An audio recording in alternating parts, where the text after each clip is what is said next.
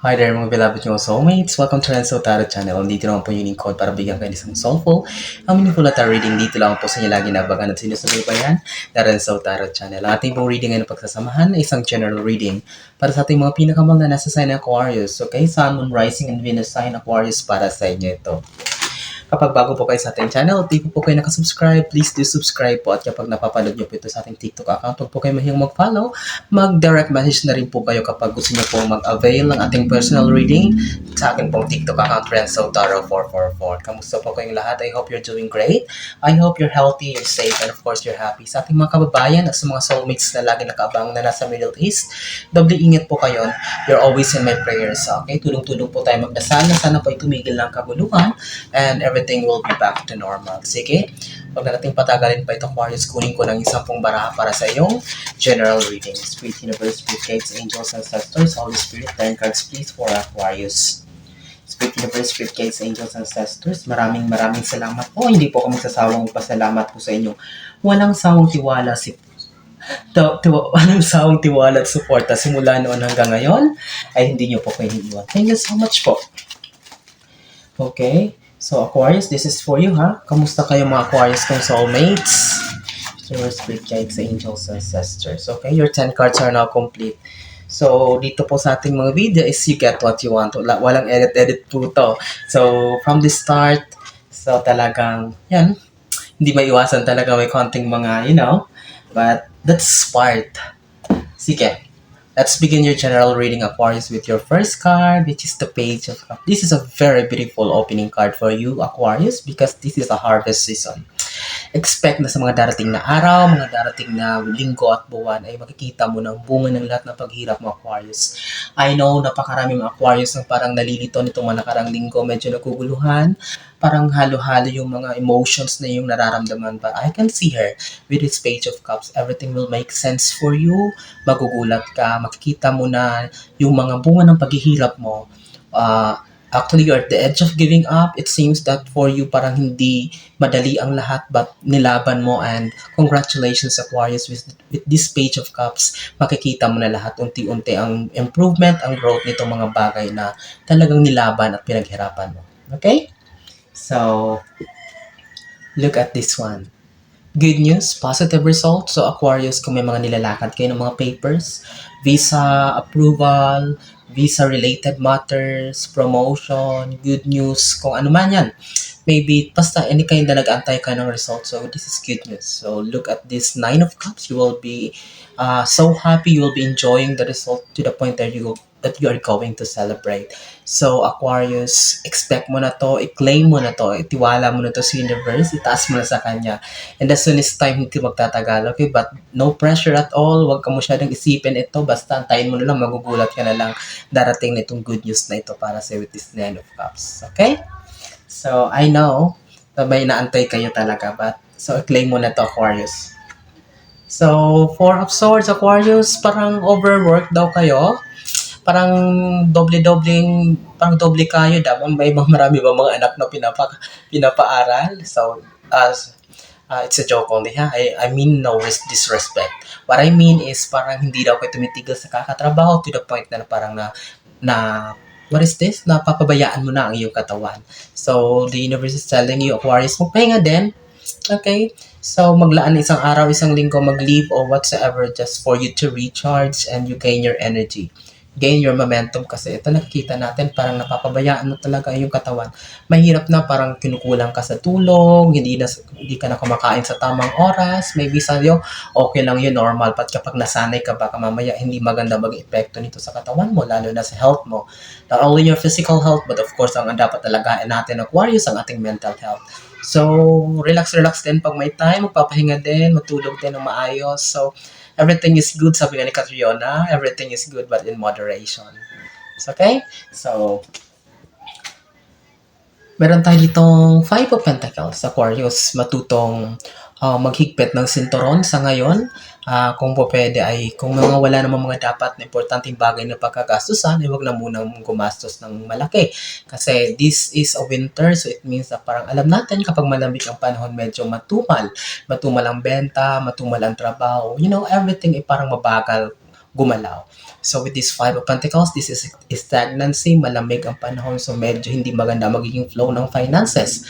So that's why it's very important na sa ngayon pa lang ay magdoble kayod na sa pag-save, hold your horses. So kailangan talagang pasensya, mahabang pasensya sa paghawak ng pera, i-manage mo kung pwede, ilista mo ang bawat pumapasok at lumalabas na pera. But the most important thing here na advice sa'yo is kung wala namang mga importanteng pagkakagastusan, ay wag na muna. Okay? So, in case dumating yung time na medyo, medyo kinakailangan, at least may madudukot kay Aquarius, so you don't need to look, o kumbaga hindi na kayo problema kung saan kayo kukuha.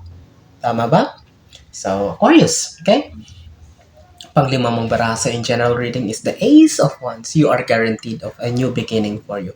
This is not only a new beginning, a new chapter will unfold in your life to the point that I can see her kasi andito yung good news. Parang ito na talaga yung gustong-gusto mo. Meron ka isang bagay na gustong-gusto mo makamit. This is because this is where you are aligned.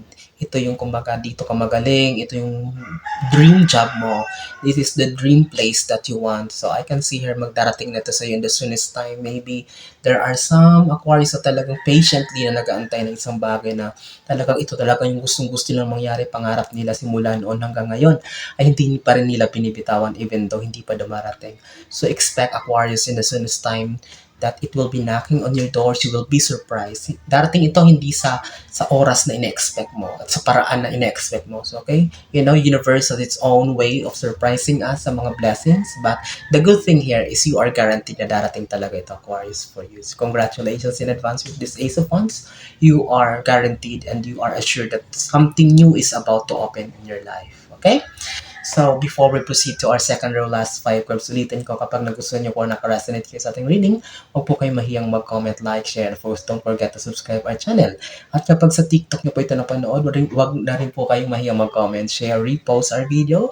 Of course, follow my TikTok account, RenzoTara444. And if you want to avail our personal reading, mag-direct message po kayo, mag-chat po kayo sa akin sa TikTok account ko. Okay? So, Aquarius, let's continue general reading with your 6 card. Six of Wands. So, leadership. May mga Aquarius dyan na siguro nag-start mag-vlog, you do content creation, expect more followers to ka makikilala, ang galing nyo.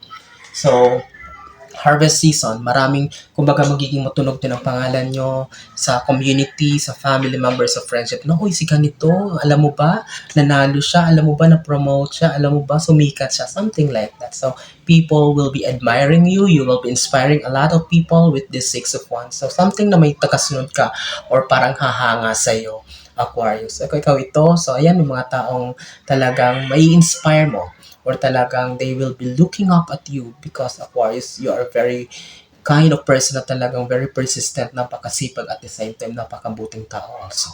Okay? So, what of your beautiful cards, Aquarius, na nagbubukas para sa'yo? Look at this one. The good news na sabi ko na patin is also about stability in terms of money with the Pentacles here. So, this Page of Pentacles is assuring you that, Aquarius, na magbubunga ang lahat ng paghihirap mo, not only in your career, but also in terms of finances to the point that you don't need to worry. Okay, you're holding a pentacle kasi bakit kasi sinasabi you're not going to worry kasi you will be happy. Look at the background colors, the color, vibrant yellow color of joy and happiness. So, from kinakapos, from parang walang-wala, but now here, the stability that you're going to face or experience will help you to boost your confidence, your morale. So, na parang, okay, eto na, tuloy-tuloy na ito. So, congratulations, Aquarius. Expect growth, expect more blessings to flow in your life with this Page of Pentacles. Okay? Gaganda ha? Wala talaga tayo nakikita. 3 na lang natitira. No. So far, no negative cards here. Puro positibo, puro good news, puro blessings ang nakikita natin dito. So, no question about it, Aquarius. Pangwala mong baraha? Look at this. Ace of Cups. Okay? Katapat niya yung pagpapahinga.